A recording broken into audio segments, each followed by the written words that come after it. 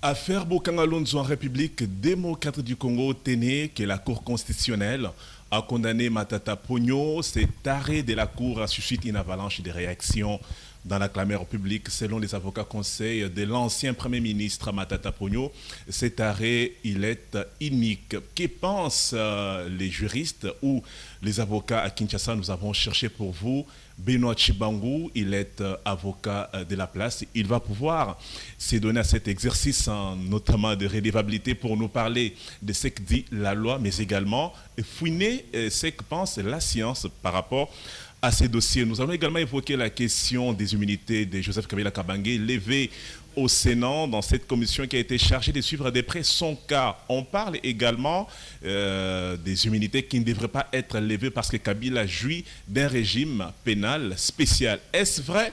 Nous allons en découvrir dans cet entretien. Maître Benoît, bonsoir et bienvenue. Bonsoir, messieurs. Votre micro. Bonsoir, monsieur Vincent Mouzungu. Bonsoir aux auditeurs et aux téléspectateurs. C'est toujours un grand plaisir de vous recevoir dans nos murs. Le plaisir est partagé. Alors, avocat de la place, comment vous sentez quand on vous appelle maître avocat? Écoutez, d'abord j'aime mon travail. Et donc, quand on m'honore avec cette appellation maître, ça me fait un grand plaisir. Mais je dois vous dire tout de suite qu'en réalité, l'appellation maître n'est réservée que du moment où nous sommes en train de prester dans le prétoire. Okay. Mais écoutez, on a généralisé nous ça. Nous appelons par défaut maître. Bon, voilà.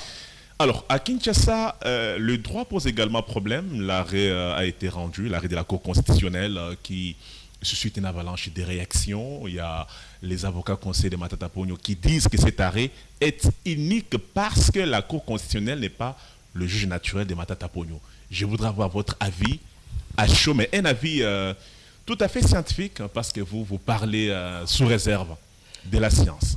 Ok, messieurs les journalistes ainsi que les téléspectateurs, je pense qu'une question qui vaut son pesant d'or mérite aussi que nous puissions y répondre en recourant à la base juridique qui donne le droit à la Cour constitutionnelle de pouvoir juger M. Matata Pogno. Nous sommes dans l'article 163 de la Constitution de 2006, tel que amendé en 2011, qui dit ceci: la Cour constitutionnelle est la juridiction pénale du chef de l'État et du Premier ministre dans les cas et conditions prévus par la Constitution.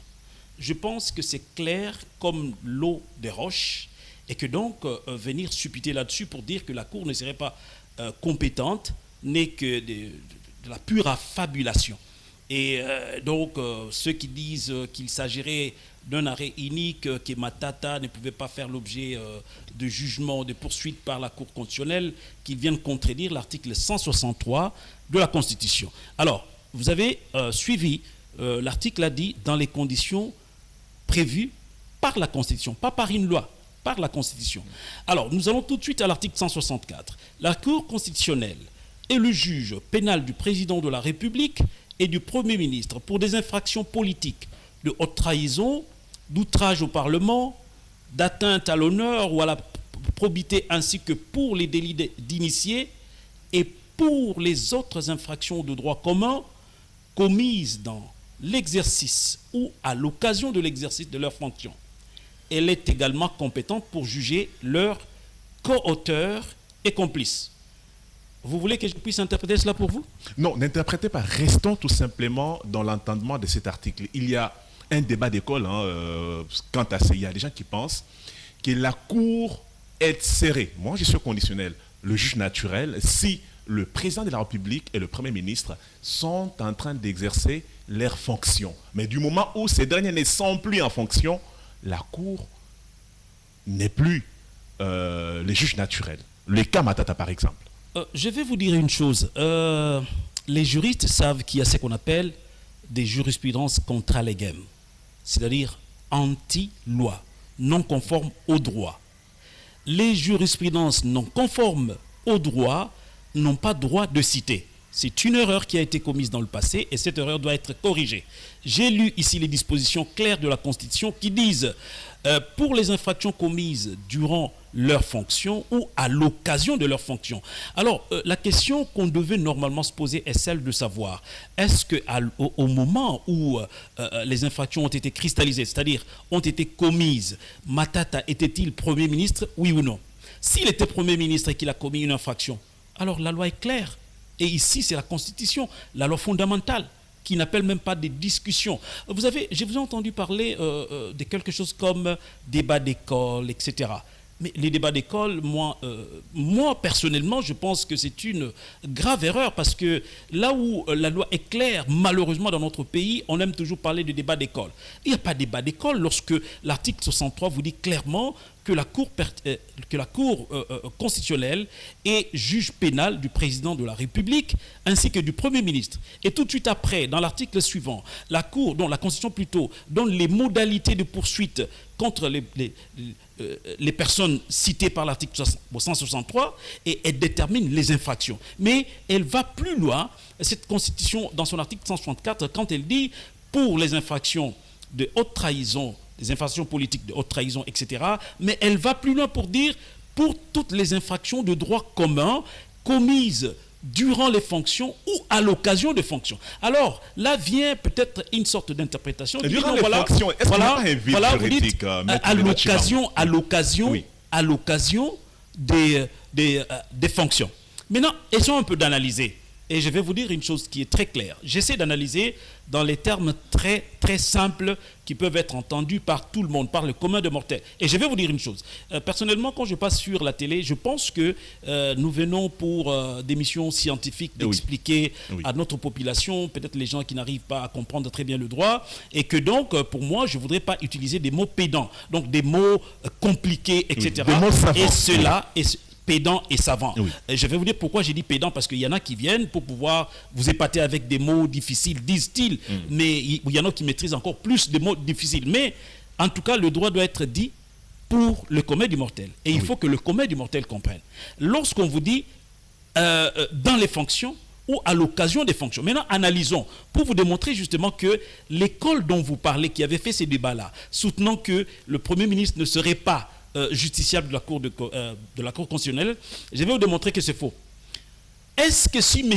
Matata n'était pas Premier ministre, pouvait-il mobiliser les fonds de l'État pour le financement du projet de Boukangalonzo? Répondez à cette question. Alors, c'est vrai que je vous prie de répondre à cette question. Je vous prie, s'il vous plaît, monsieur le journaliste. Je pense que c'est très bien parce que de temps en temps, vous me coupez pour pouvoir obtenir des clarifications. Oui. Mais il faut aussi que le peuple suive très bien. Je vous ai posé ça pourquoi? Parce que je pars avec la maïeutique. C'est une technique toute simple. Il y a ce qu'on appelle la logique juridique et la logique tout court.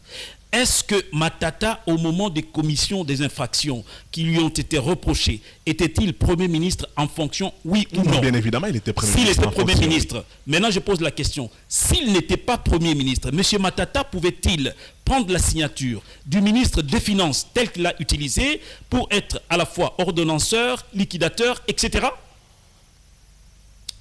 Tout naturellement, non. Tout naturellement, non. Alors, s'il était un citoyen simple, pouvait-il utiliser la signature de son ministre des Finances que lui-même a phagocyté, elle était devenue la sienne dans ce dossier-là? Non. Donc vous comprenez que les infractions qui lui ont été reprochées ont été commises à l'occasion de ses fonctions de Premier ministre. Donc pour vous, la Cour est compétente pour juger l'État Matata. C'est ce qui est dit dans l'article 164 de la Constitution. Je préfère, pour ne pas faire débat, que nous puissions rester dans la Constitution. Il ne faut pas que nous puissions donner des supputations sentimentales et pour dire, non, voilà, moi je pense. Non, moi je ne pense pas. Je lis simplement ce que la loi dit. Et la loi ici, c'est la Constitution. Et la loi ici, je termine, parce qu'il faut que les gens comprennent. La loi ici, c'est la Constitution. J'ai lu l'article 164 de la Constitution. D'abord l'article 163. Je relis plutôt. Article 163. La Cour constitutionnelle est la juridiction pénale du chef de l'État et du Premier ministre dans les cas et conditions prévues par la Constitution. Lorsqu'on dit que la Cour est la juridiction pénale, j'interprète pour ceux qui ne comprennent pas ce que ça veut dire, la juridiction pénale. La Cour est compétente pour les infractions commises par le président de la République pendant et après les fonctions, ainsi que par le Premier ministre. Et tout de suite, il y a l'article 164 qui dit ceci. Donc l'article 164 vient pour expliciter. Il dit tout de suite ceci. La Cour constitutionnelle est le juge pénal du président de la République et du Premier ministre pour les infractions, pour des infractions politiques de haute trahison, d'outrage au Parlement, d'atteinte à l'honneur ou à la probité, ainsi que pour les délits d'initiés et pour les autres infractions de droit commun commises dans l'exercice ou à l'occasion de l'exercice de leurs fonctions. Elle est également compétente pour juger leurs coauteurs et complices. Bon, c'est bon. Nous avons compris votre version des faits. La question est suivante. Dans ces pays, il y a un arrêt, l'arrêt Kalouba, qui a été rendu à son temps, où la Cour constitutionnelle s'était déclarée incompétente de juger Matata Ponyo, puisqu'il était l'ancien Premier ministre. Et quand nous lisons la Constitution, il est clair que l'arrêt de la Cour est immédiatement exécutoire. Qu'en est-il de cet arrêt?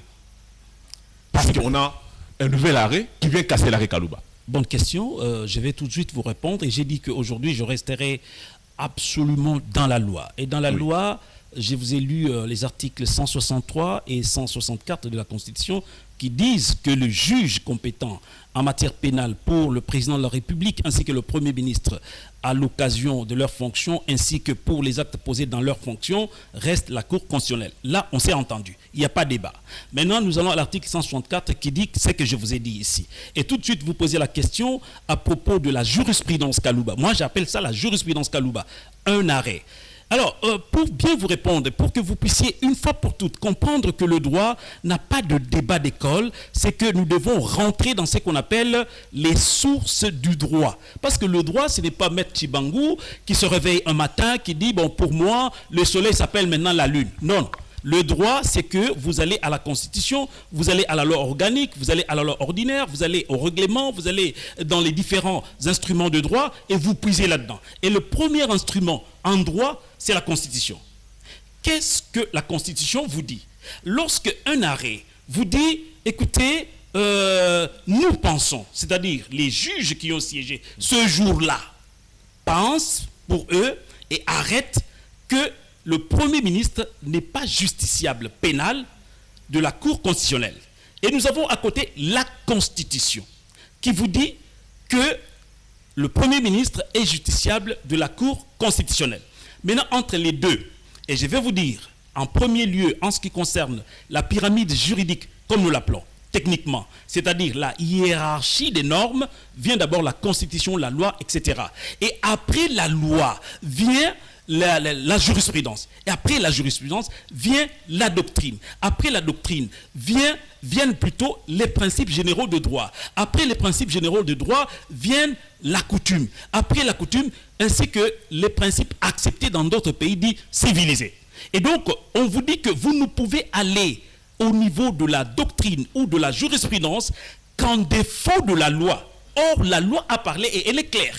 Pourquoi voulez-vous que nous puissions faire débat? On fait débat parce que Kalouba était un professeur d'université et la Cour constitutionnelle est capable d'interpréter la loi. Kalouba avait interprété la loi en disant que la Cour n'avait pas qualité de juger Matata Ponyo. C'est comme ça que le dossier a été transféré au niveau de la Cour des cassations. Et au niveau de la cassation, Matata a été auditionné en sa qualité de ministre des Finances et la Cour s'était également déclarée incompétente. Il y a un rétropédalage. Et les Congolais, ils sont perdus dans l'école des droits. Je vais vous répondre avec une logique toute simple. Oui. Je vais vous dire ceci. Je vous ai cité les sources du droit. Et parmi les sources du droit, avez-vous entendu parler qu'il y a un professeur? Prouvez-moi le contraire. Parmi les sources du droit, il n'y a pas un professeur. La loi est faite par les hommes et ce sont eux qui interprètent ce qu'ils ont conçu et poursuivi. Ce que les professeurs nous ont appris à l'université en droit, c'est que parmi les sources de droit, il n'y a pas un professeur. Et d'ailleurs, je vais aller plus loin pour vous dire, quand on parle de la doctrine, c'est-à-dire les écrits des érudits de droit, des savants de droit, notamment des professeurs. Mais je vais vous dire aussi que les avocats sont pour beaucoup dans la doctrine.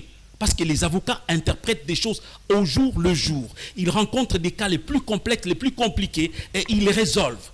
Et quand on nous apprenait, par exemple, pendant que nous suivions les cours de déontologie d'avocats, on nous disait les avocats sont pour beaucoup dans la doctrine et dans l'interprétation de la loi, je ne comprenais pas. Maintenant, je le comprends. Alors, je vous dis ceci.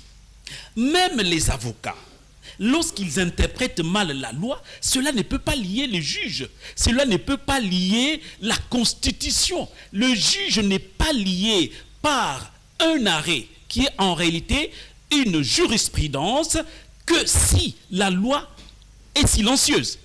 Or, la loi n'a pas de lacune. Je venais de vous lire ici. La loi a dit clairement, c'est la Constitution, que la Cour constitutionnelle est le juge pénal du Premier ministre ainsi que du Président de la République. Et tout de suite après, l'article 164 définit clairement ce que l'on appelle les infractions, énumère plutôt les infractions. Et parmi ces infractions, il y a les infractions de droit commun commises pendant les fonctions ou à l'occasion des fonctions. Et lorsque vous avez dit qu'il y a débat d'école, etc., je vous ai posé une seule question toute simple. Et là, nous rentrons dans la logique formelle. Est-ce que les infractions reprochées à Matata, aujourd'hui condamné pour ces infractions, étaient-elles commises par un citoyen congolais pendant qu'il était Premier ministre, oui ou non? Naturellement, c'est parce qu'il était Premier ministre. Je vous ai posé la question. Est-ce que ces infractions pouvaient-elles être commises par M. Matata s'il n'était pas Premier ministre? Impossible. Et donc, du coup, il tombe sous les coups de la loi. Donc, la loi, c'est l'article 163 et l'article 164 de la Constitution. Et ils sont clairs. Donc, je vais dire, Kalouba s'était trompé. Kalouba s'était trompé. Répondez, Kalouba s'était trompé. Écoutez, tu sais, on dit dans les sociétés évoluées, on ne fait pas les débats d'hommes, on fait les débats d'idées. C'est pour cela que je préfère... Mais les idées, je préfère parler de jurisprudence. Oui. Et quand je dis jurisprudence, ceux qui ont siégé pour cette jurisprudence-là, mais tout naturellement, il y a Kalouba. Professeur de droit que je respecte énormément, mais c'est un homme. Il pouvait se tromper. C'est qui est normal. Il pouvait se tromper. Il pouvait se tromper. Mais s'il s'est trompé, doit-on prendre comme une décision de principe, un arrêt de principe, cette erreur grave et monumentale commise dans cette jurisprudence par rapport à la Constitution? C'est ça le problème. Alors, je rappelle qu'il n'a jamais dit qu'il s'était trompé en prenant cet arrêt. Mais une autre question, parce que... Monsieur Mouzou, oui, maître. Laissez-moi clarifier les choses. D'abord, j'ai refusé de parler des personnes qui étaient animateurs de l'institution Cour constitutionnelle à l'époque où cet arrêt avait été pris, mais vous m'avez poussé à pouvoir parler de Kalouba. Maintenant, je vous dis que c'était une erreur. Vous me dites, Kalouba s'était trompé. Vous voulez que je dise quoi?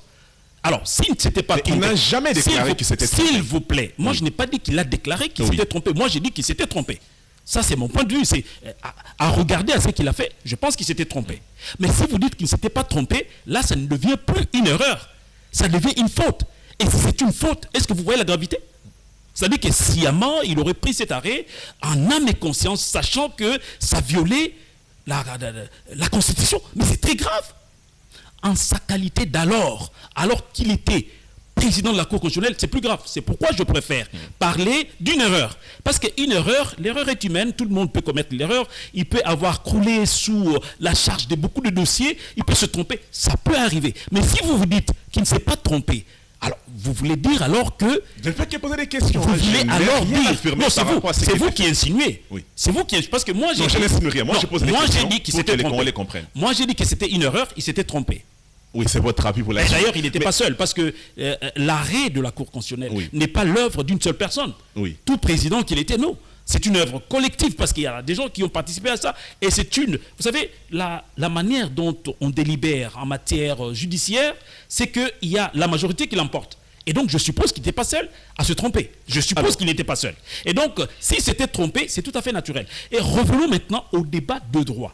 Le débat scientifique, c'est que nous avons en face de nous les sources du droit, parmi lesquelles la première source, avant de pouvoir aller à la doctrine et à la jurisprudence, vous devez d'abord épuiser la loi. Et la loi n'a pas été épuisée. La loi n'était pas silencieuse. Je vous ai lu la loi, elle est claire, limpide, même pas interprétable.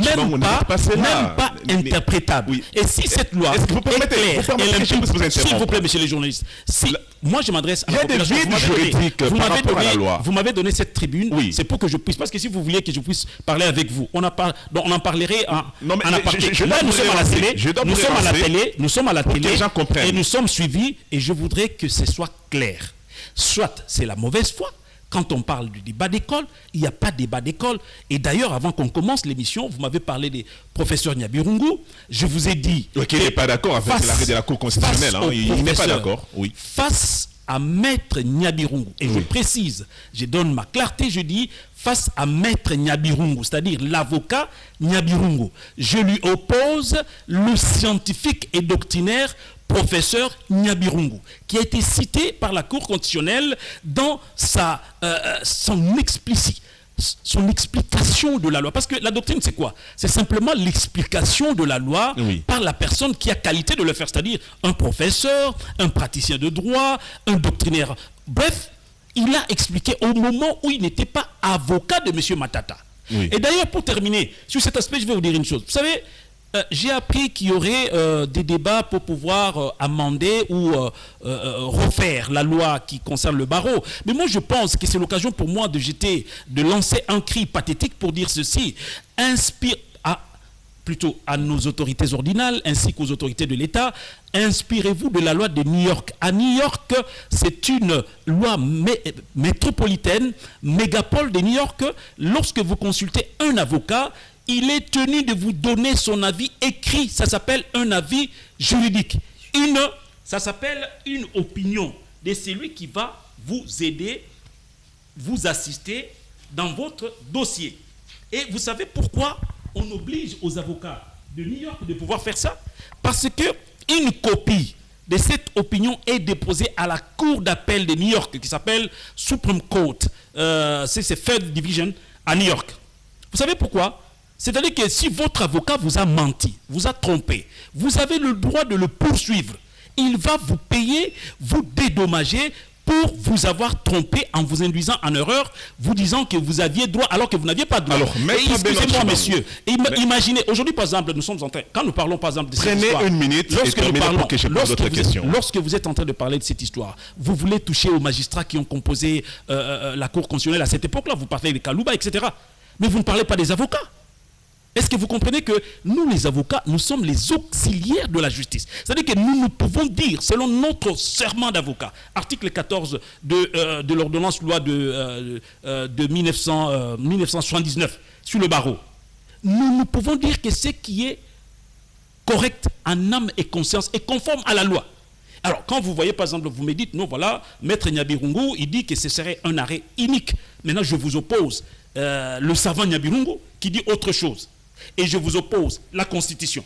Et vous me dites non, voilà, parce qu'il y avait un arrêt. Je vous dis qu'avant d'aller à une jurisprudence, il faut qu'on épuise d'abord la loi. Et la loi est claire. Alors, elle n'appelle même pas débat. Parlons de la procédure. Nous avons suivi le président de l'Assemblée nationale, Vital Kamerhe, qui n'était pas d'accord avec la procédure au niveau de la Cour constitutionnelle. Il avait demandé au président Kamouleta de saisir officiellement la Chambre basse pour exiger la levée des immunités parlementaires de Matata Ponyo.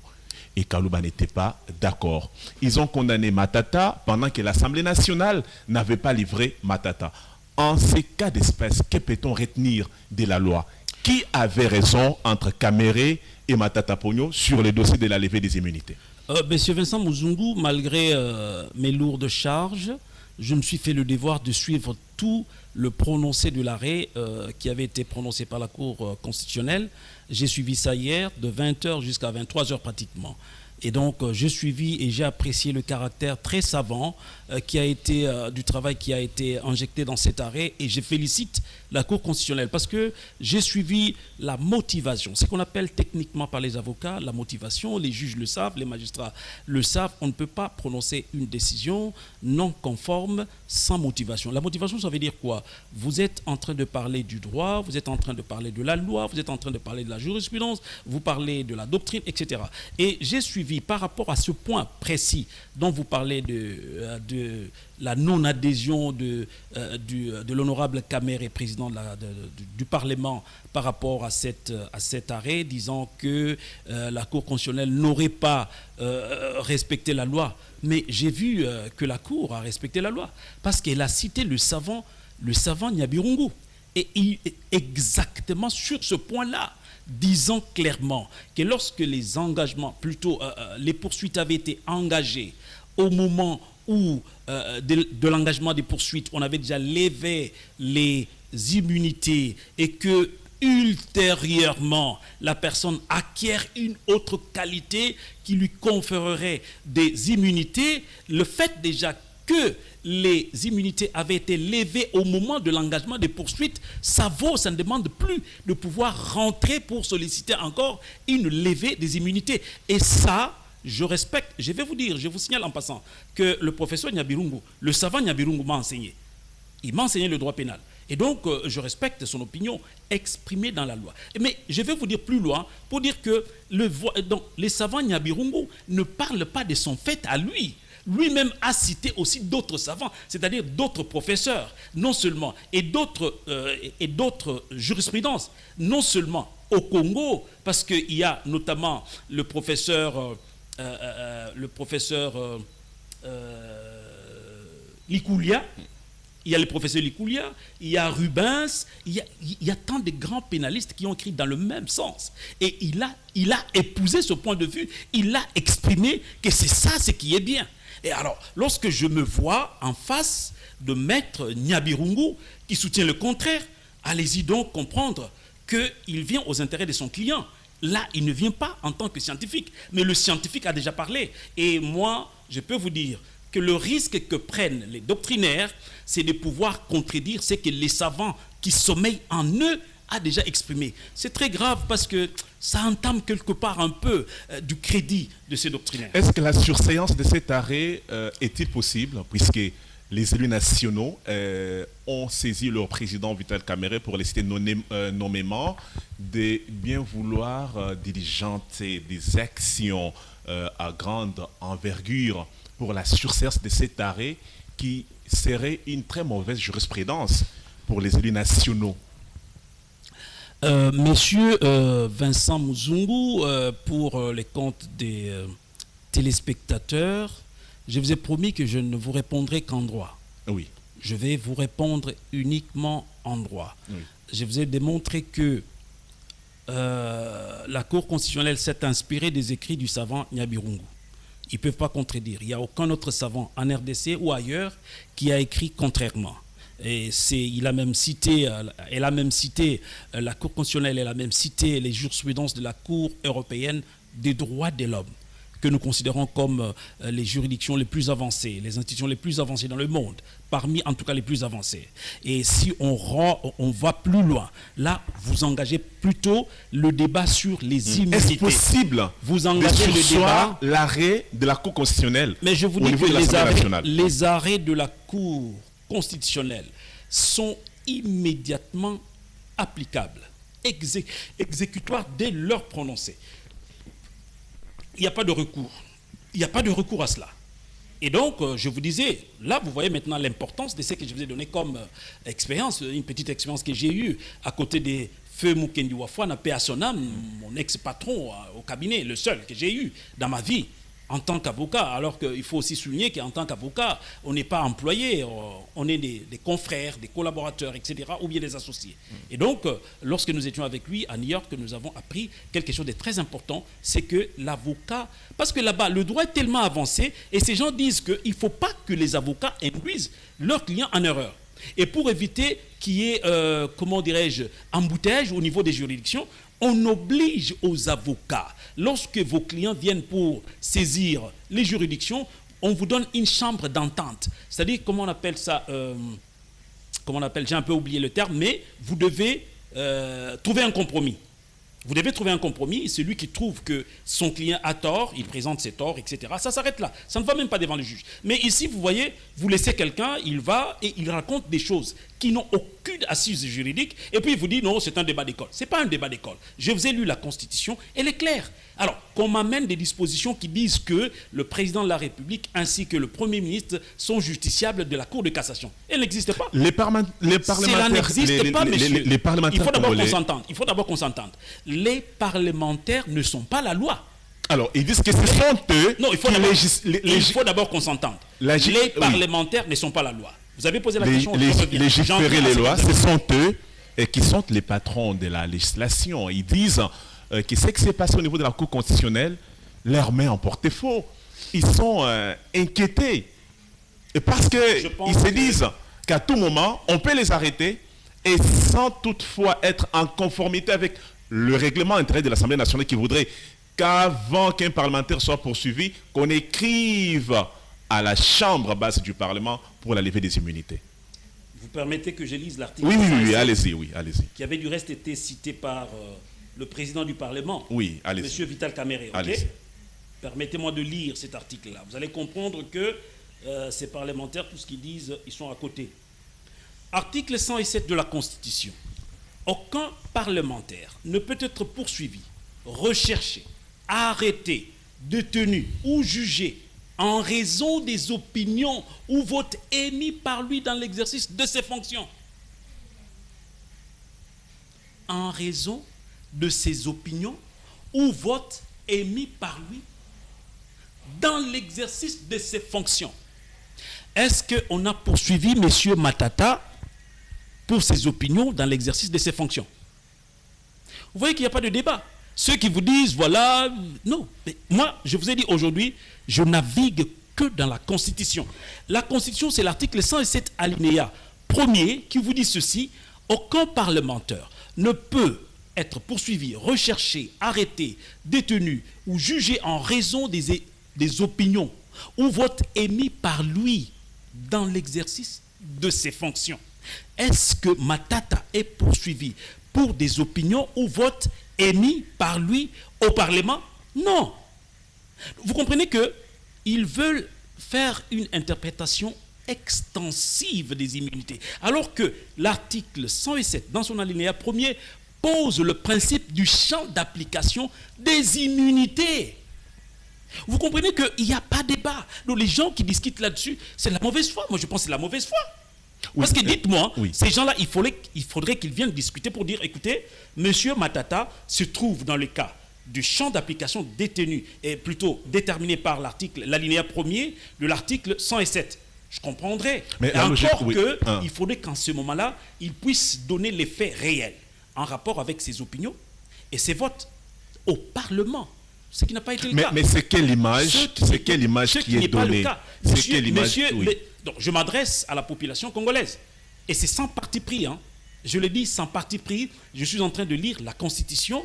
Et c'est la Constitution, l'article 107, qui avait été utilisé par Vital Kamerhe. Oui. Et il a utilisé d'autres alinéas. Or, l'interprétation téléologique et surtout juridique que l'on peut donner à une disposition, chaque disposition, au-delà. Je disais sur un autre plateau de télévision, il y a 2 semaines, je crois, je disais que dans la Constitution, par exemple, il y a la première partie qui pose les principes, notamment l'article 12. Et de sorte que les dispositions qui suivent, si elles sont en contradiction avec les principes posés par la Constitution, même ces dispositions qui seraient dans la Constitution seraient qualifiées d'inconstitutionnelles. Parce que ça heurte les principes qui régentent la Constitution. Et dans chaque disposition aussi, si vous voyez une disposition légale, réglementaire, etc., avec plusieurs alinéas, considérez toujours que le premier alinéa pose le champ d'application de cet article-là. Et ici, nous avons lu l'article 107 dans sa première disposition, dans son alinéa 1er, qui dit que les immunités concernent les opinions des parlementaires pendant leur fonction. Alors, en Les opinions votre et les qualité votes. de... Maintenant, on vous dit, non, voilà, Matata poursuivi pour avoir... parce que maintenant, cela a été confirmé par un arrêt, je peux le dire, pour avoir détourné l'argent des Bukangalozo. Oui. Est-ce que ça rentre dans les opinions émises au Parlement? Non. Alors, là, je vous interroge en tant que scientifique, parce que vous nagez également beaucoup plus dans la science. Le risque que nous avons assisté entre la Cour constitutionnelle et la deuxième institution du pays, nous avons cité l'Assemblée nationale, renvoie quelle image dans la société? Oui. Vous avez tout votre temps, puisque c'était houleux au niveau... Vous avez posé la question de savoir... oui, l'image qui est perçue dans la société entre ces grandes institutions. Quelle est l'image que cela donne dans la société lorsqu'il y a eu des échanges dithyrambiques entre la Cour constitutionnelle ainsi que le Parlement? Je pense que la population peut se faire une opinion parce que l'article 62 de notre Constitution qui est avant-gardiste en cette matière-là dit ceci: nul n'est censé ignorer la loi. Et ici, je vous ai lu la loi. Alors dites-moi, entre la loi qui a été mise en œuvre par la Cour constitutionnelle à travers son arrêt condamnant Matata et une certaine opinion qui dit que la Cour constitutionnelle n'aurait pas agi conformément à la loi alors qu'il ne vous donne aucune base juridique, est-ce que c'est la Cour constitutionnelle qui avait raison ou bien c'est le Parlement qui a raison? Moi, à mon humble avis, je trouve tout de suite que le Parlement n'a pas raison. En plus, maintenant, en tant que scientifique, j'avais donné le ratio Levdis de cette disposition sur les immunités qui démontre que c'est pour les opinions et pour les votes émis. Et ce n'est pas pour les infractions commises. D'ailleurs, l'autre fois, sur un autre plateau, j'ai dit ceci. Je recommandais que l'interprétation extensive que l'on fait par les parlementaires par rapport à ces immunités pour se couvrir de tous méfaits qu'ils commettent à la cité. Il vient, il vous escroque l'argent, il viole votre fille, on vous dit non, pour le poursuivre, il faut lever les immunités. Est-ce que pour les infractions de droit commun qui n'ont rien à voir avec les opinions ainsi que les votes émis au Parlement, doit-on lever les immunités? Je dis que non. Parce que ici, nous avons l'alinéa premier de l'article 107 qui pose le champ d'application, qui vous dit que cela n'est possible que pour protéger le parlementaire dans son travail de parlementaire. Mais s'il va commettre une infraction de droit commun,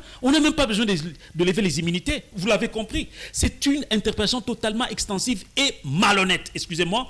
Malhonnête parce que nous sommes des juristes et notre Constitution est claire. Elle dit, l'article 12 de la Constitution, tous les Congolais sont égaux devant la loi et ils ont droit à une égale protection.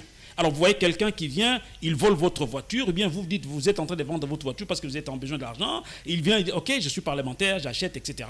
Il ne vous donne pas l'argent, vous allez avec en justice, oh non, non, il faut d'abord qu'on lève mes immunités. Mais la Constitution elle-même ne prévoit pas la levée des immunités. Là, c'est une flagrance. Non, je vous dis, je ne parle pas de flagrance. Oui. Je ne parle pas de flagrance. Je parle du champ d'application de l'article, l'alinéa premier de l'article 107 de la Constitution.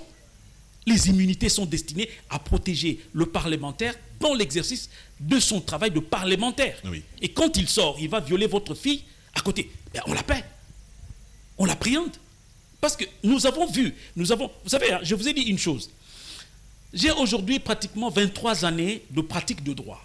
Et du haut de mes 23 années de pratique de droit, j'ai découvert qu'effectivement, comme on nous disait pendant les cours de déontologie, les avocats sont à la base d'une bonne interprétation de la loi. Et donc, les choses comme ça, aujourd'hui, en vous le disant, je pense que beaucoup de gens découvrent que normalement, un député ne peut pas invoquer les immunités pour les infractions de droit commun. Il ne peut pas. Alors, mais plutôt, parce qu'il faut que je vous explique. Oui. Il ne faut pas que je sois trop catégorique. C'est bon. Je vous explique pour dire que dans les dispositions qui ont suivi, on dit mais que pour protéger le Parlement. C'est pourquoi? Pour éviter par exemple que le Parlement manque de quorum par exemple.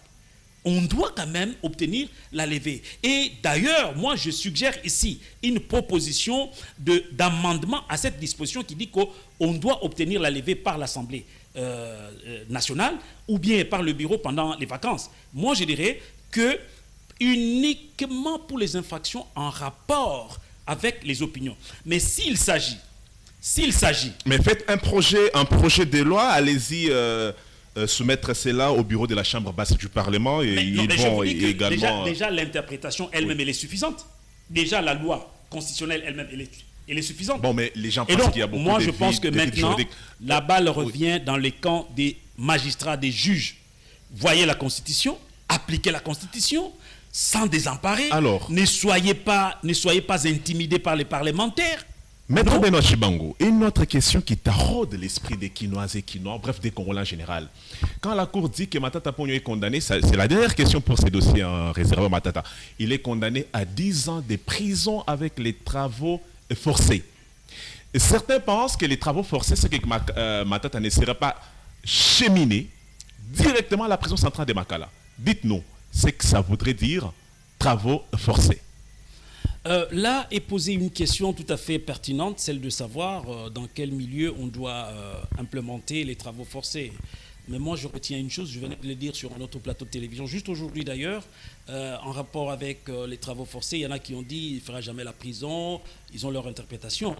Mais cela ne veut pas dire non plus que les travaux forcés ne peuvent pas être effectués en prison.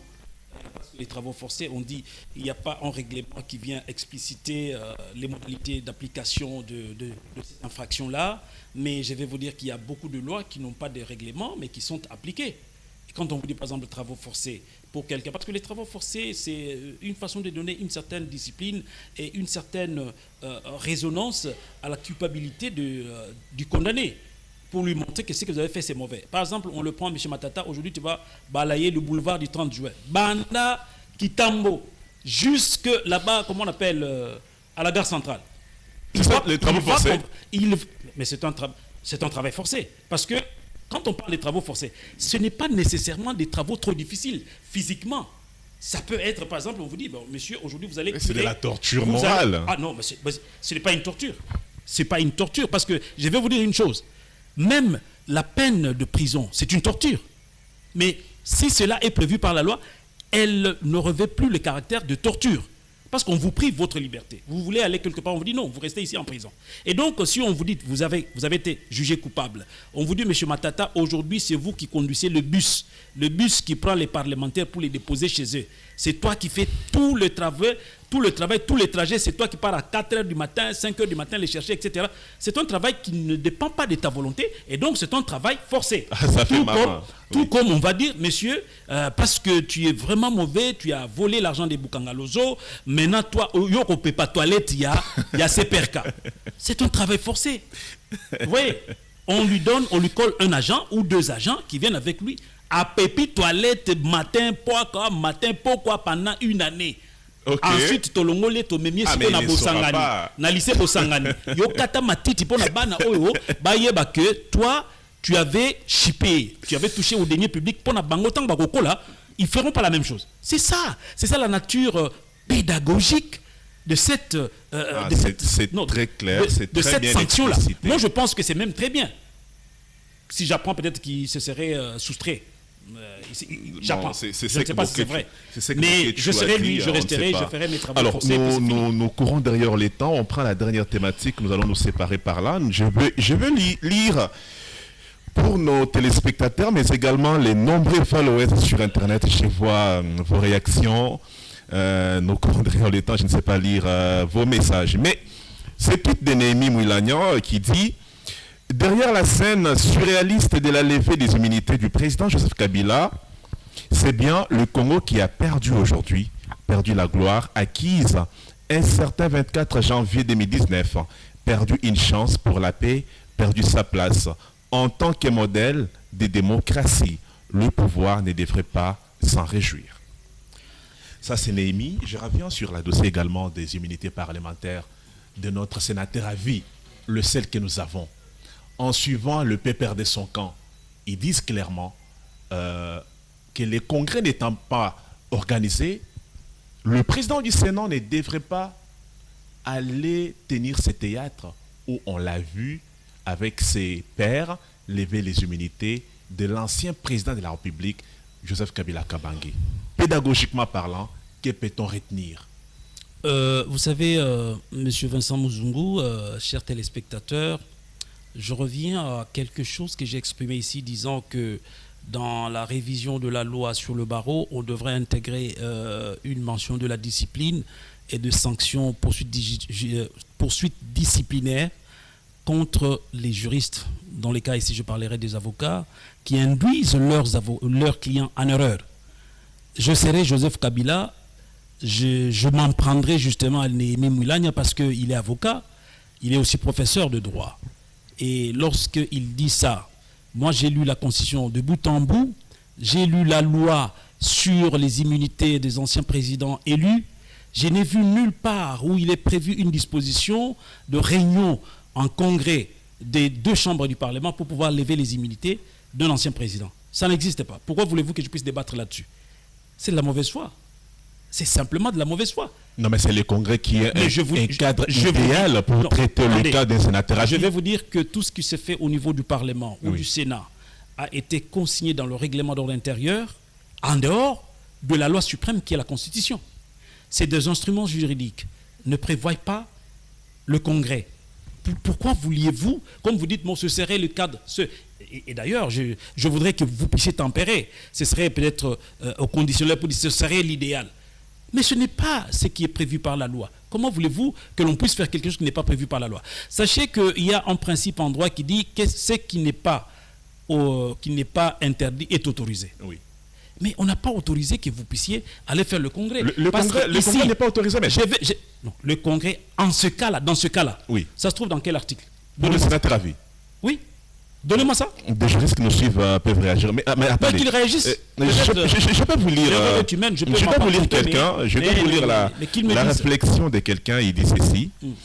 Au-delà du spectacle et du sentiment éphémère d'une victoire illusoire, que changera réellement le procès contre Joseph Kabila Kabange, sinon accentuer davantage les divisions et les tensions nationales? Si en son temps, Kabila avait engagé les mêmes poursuites pour trahison contre Jean-Pierre Bemba, Azaria Sourbérois, Lambert Mende ou Étienne Tshisekedi, le Congo serait-il encore un pays uni? La sagesse, c'est aussi savoir dominer son ego au nom de la paix. Monsieur Muzungu, chers téléspectateurs, pour ceux qui disent ça, sachez que le pouvoir n'a pas de sentiment, ne connaît pas, le pouvoir ne connaît pas de cousins, de cousines, des amis, des copains, etc. Non, le pouvoir, quand vous êtes magistrat et qui vous êtes appelé à pouvoir juger votre fils, vous le jugerez. Je vais aller dans ma langue à moi. Dans ma langue, dans mon patelin, on dit que lorsque nous sommes en face de deux mots, le pays souffre, c'est-à-dire la nation souffre, et l'enfant souffre, on va s'occuper de qui en premier? On s'occupe d'abord de la nation. Parce que si l'enfant trépasse, vous pourrez en avoir un autre. Mais si la nation est prise, vous n'en aurez pas une autre. Vous voyez ça? Alors aujourd'hui, quelqu'un qui vous dit, voilà, juger Kabila, qu'est-ce que cela apporterait comme changement? Est-ce que vous savez, parce qu'ils ont dit, si on avait poursuivi Tshisekedi, si on avait poursuivi, etc. Est-ce que vous savez combien de fois Feu Étienne Tshisekedi Wamulumba, docteur Étienne Tshisekedi Wamulumba, paix à son âme, a été relégué dans son village? Il a quitté sa famille, il a quitté ses occupations, il a quitté les devoirs qu'il pouvait jeter un coup d'œil pour ses enfants, pour ses petits-enfants. Il a été renvoyé dans son village. À combien de reprises, vous le savez? Feu Étienne Tshisekedi s'est retrouvé à Kisangani, loin dans la brousse. Il s'est retrouvé à Kamwanga, loin là-bas. Donc là, ça ne choquait personne. Et je n'ai pas vu les membres, par exemple, de sa tribu en train de courir par-ci. Non, non. Alors, il ne faut pas que nous allions dans les sentiments, papa. Okay. Nous sommes ici en face de quelqu'un qui a dit, qui a déclaré lui-même, je dis bien, écoutez bien, quelqu'un qui a lui-même déclaré qu'il va rejoindre la rébellion. C'est lui qui a déclaré dans le journal très sérieux Jeune Afrique. Moi, j'ai commencé à lire Jeune Afrique quand j'avais encore 15 ans, parce que mon père achetait chaque édition. Il va rejoindre la rébellion. Excusez-moi. C'est Kabila qui a dit cela. Attendez, quand il dit que je rentre au Congo par l'est de la République, il rentre pour quoi faire? Excusez-moi, monsieur, laissez-moi parler. Ou bien c'est vous qui voulez parler? Non, je vous relance, maître. Laissez-moi parler, je n'ai même pas fini mon idée. Je vous dis ceci, quand quelqu'un vous dit que je pars au Congo par la partie est de la République. La partie orientale. La partie orientale, c'est-à-dire la partie est. Oui. Il ne faut pas être trop savant. Alors, il dit qu'il part par la partie est. Et quelque temps après, RFI confirme qu'il était à Goma. Qui est à Goma? C'est les Rwandais c'est la rébellion. Personne ne l'a vu, hein, à Goma. S'il vous plaît, Oui. j'ai suivi RFI. Moi, j'ai suivi RFI. Oui, mais Et quand RFI, je c'est suis un média qui RFI, peut c'est une également radio. aussi se tromper, oui. J'ai suivi RFI, qui est une radio. Oui. Chaque fois que RFI donne des nouvelles, ce n'est pas que je les vois. Je crois en ce qu'ils disent parce que c'est quand même Non, une c'est grande pas une agence. parole d'évangile, Maître agence Benoît Chibango. d'information. Oui. Je vous dis ceci, laissez-moi finir. Lui-même a dit qu'il va dans la rébellion parce que à l'Est, c'est la rébellion.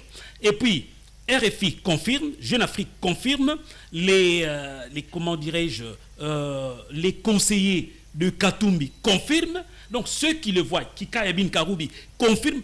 Qui suis-je pour remettre en cause la parole de lui-même, le sénateur? Et personne ne l'a vu pour remettre à en Goma. cause la parole de ses conseillers qui sont les plus proches. Et nous l'avons même vu quand Alors, on a fait très bien, la reçu vérité- par Tabombe, qui je crois, il était avec Kika Ebin Karoubi. Et alors, Kika Ebin Karoubi qui est avec lui, il dit que il est à Goma. Tu fais que moi je puisse contester sur base de quoi? Ok. Merci de croire sans voir, mais personne ne l'a vu. Il y a eu beaucoup de spéculations là-dessus. Alors, pour Ferdinand Kambere, secrétaire permanent adjoint du PPRD, il dit ceci. Les accusations faites contre Joseph Kabila Kabange sont fausses, mais selon Kambere, la décision du Sénat viole la loi. En revanche, l'Union sacrée soutient que la procédure a été respectée et l'ancien président devra répondre de ses actes devant la justice, qui l'accuse des crimes de guerre et complice avec la rébellion de l'AFC M23.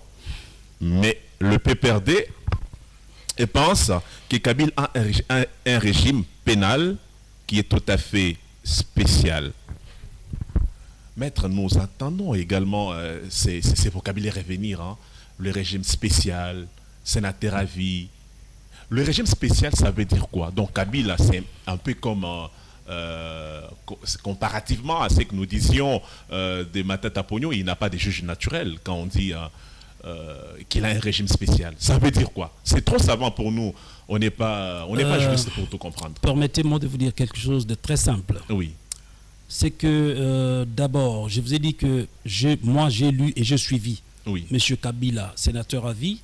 J'ai beaucoup de respect pour lui, mais s'il a commis des infractions, surtout les infractions de haute trahison, il doit naturellement être poursuivi.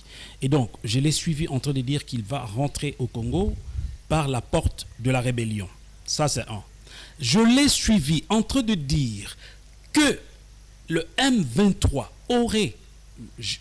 Je vais paraphraser. Des aspirations S'il du vous peuple plaît. congolais, oui. S'il vous plaît. Que le M23 reflète les aspirations du peuple congolais. Oui. Je ne sais pas, le peuple congolais, est-ce que vous avez déjà vu les Congolais se réveiller un matin, entrer dans un hôpital, commencer à achever les malades qui sont là-dedans? C'est ça les aspirations du peuple congolais? Avez-vous déjà vu des Congolais qui vont à la maternité et prendre une fillette de 3 ans, de 3 mois plus tôt, prendre la baïonnette, lui rentrer dedans, tourner et jeter cet enfant sur le mur? Est-ce là les aspirations du peuple congolais? Ou bien les aspirations du peuple congolais, c'est de quelqu'un qui a dirigé la CENI, qui a prononcé le verdict qui a proclamé Excellence Félix-Antoine Tshisekedi comme président. Et qui 5 années après, la même personne, sans vergogne, se tient debout, il vous dit non, c'est un arrangement. Est-ce que c'est ça la morale qu'on doit inculquer au peuple congolais? En d'autres termes, si je résume ceux-là qui disent, Ferdinand Kambere, oh non, quand on est politicien, on peut tourner la loi dans tous les sens. C'est-à-dire que nos enfants vont apprendre que lorsque le président de la CENI prononce la proclamation, c'est faux, il peut se dédire 2, 3 ans, 4, 5 ans après. C'est ça le Congo que nous voulons bâtir?